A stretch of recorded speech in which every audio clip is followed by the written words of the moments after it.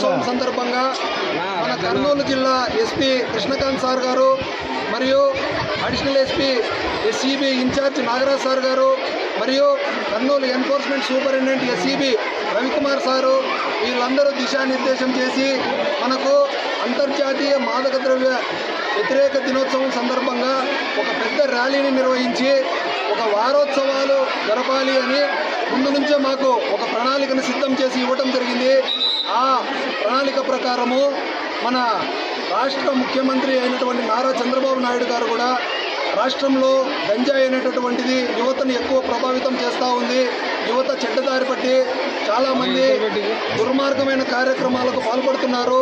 ఈ డ్రగ్స్ వ్యసనం నుంచి వాళ్ళని విముక్తి చేయాలనే ఉద్దేశంతో యువతను మేల్కొల్పాలని మమ్మల్ని అందరినీ ఆదేశించడం జరిగింది. ఆ ఆదేశాల మేరకు మేము ప్రతి స్కూలు మరియు 10th క్లాస్ ముఖ్యంగా అలాగే జూనియర్ కళాశాలలో డిగ్రీ కళాశాలల్లో కూడా అవగాహన సదస్సులు నిర్వహిస్తూ ఉన్నాము. అందులో భాగంగా ఒక వారం నుంచి ప్రతి కళాశాల స్కూల్ను విజిట్ చేయడం జరుగుతూ ఉంది. అక్కడ వాళ్ళకు డ్రగ్స్ వల్ల జరిగే దుష్పరిణామాల గురించి వివరించి చెప్పడం జరుగుతూ ఉంది. వాటిని దూరంగా ఉండి రాష్ట్రం నుంచి వాటిని ఎలా తరిమివేయాలి అనే దాని మీద వాళ్ళకు చక్కగా అవగాహన కలిగించడం జరిగింది. ఈ స్కూళ్ళన్నింటినీ కూడా ఇన్వాల్వ్ చేయడం జరిగింది.